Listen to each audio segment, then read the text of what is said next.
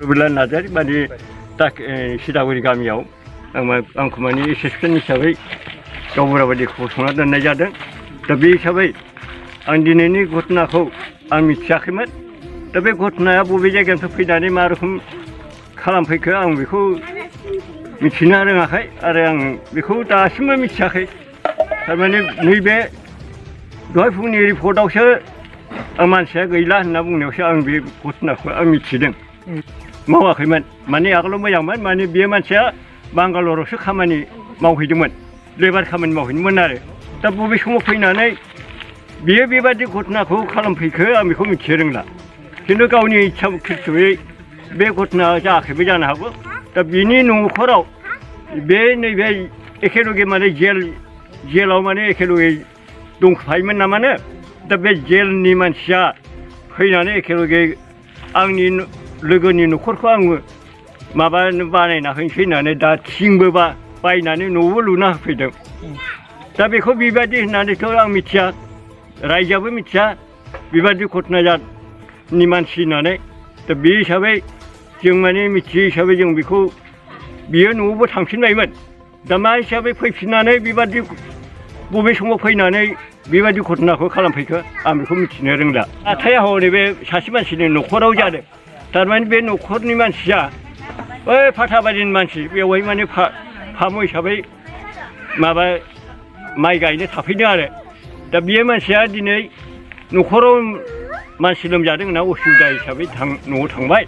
दा बे न'खरावनो फैनानै बे जाथाया जाफैदों। बियो 12टा 1टा समाव जादों होनना बुंदों। खिन्थु आं एसे गोजान नालाय बे हिसाबै आङो बबे टाइमाव जाखो आं बेखौ मिथिनो रोङा। खिन्थु 12टा 1टाखौ बे खोथाखौ बुंदों आरो। थैबाय होनना मिथिदों। दा बे थाराव दं खोमा। दा पुलिसानो फैनानै लांफैखानाय नालाय। दा बे हिसाबै पुलिसनि हजोंनिफ्रायसो नेटआव मोननानै माने थैबाय होननानै जों दा बुजिदों आरो। दाथ' जों मिथिनो रोङा दा थैदोंना थैयाखै।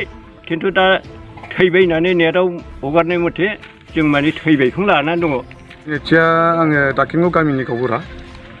मथा मथि आन्सलिक एबसुनि सेंग्राफोर ओमफ्राय इउनिट एबसुनि सेंग्राफोर फैदों। फैनानै आंखौ लांगोनाव लोगो मोननानै लिंबोफादों। बेखिनियावल' आं ओमफ्राय दहाय फुं फैनानै ज' नुलायफैदों आरोखि। गामियाव फैनानै नुफैदों आरो माबाखौ जाथायखौ आरोखि। गामिनि मानसिफ्रा प्रमान होदों जाथाया जादों। खिन्थु बबेनिफ्राय फैनानै बेबायदि जाथाय खालामदों जों बेखौ मिथिया। बेखौ बे गामिनि मानसिया प्रमान होदों आरोखि। मथा मथि गावदों, गावनानै ओमफ्राय सोमखोरखौल' खोनादों आरोखि जोङो। सासेया सोरमोनथाय जों बेखौ मिथिया। बेनि लिभिनाना बबेनि जों बेखौ मिथिया। खालि सोमखोरा जोंनि गामिनि बे सिदागुरि गामिनि मानसिमोन। दा बेबो बेनि थैदों होननायखौ जों खोनानो मोन्दों आरोखि। सोमखोराल' जोंनि गामिनि मानसि आरोखि। बेखौथ' जों उन्दैनिफ्राय मिथिखागौ सोमखोरखौ। दाथ' सासे दुखुथिया न'खरनि मावनो जासोमनायनि फिसालामोन। दा बियो न'खरनि मा खाजिया जालायलायखो। दा बिनि गेजेराव बेखौ रायजोआनो हमनानै जेलाव हरदों। जेलाव बोसोरबासो जाहैदों बोथाय। बेनिफ्राय फैफिननानै थाफैबायमोन गबोनानै। बेनिफ्राय सेरनायाव खामानि मावनो थांदों। बेनिफ्राय सेरनायाव खामानि मावनो थांनाया नै बावाखै मैया सानसु जादों दां बोथोर फैनाया। साननै जाबायना।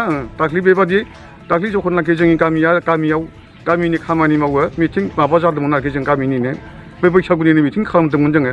बे समाव बियो माबानिफ्राय सेरनायनिफ्राय फैदों आरोखि। बियो फैनानै मैया सानसे थाबाय। मा जायो लायखो नै दिनै हराव गावलायनाय जाबाय आरोखि।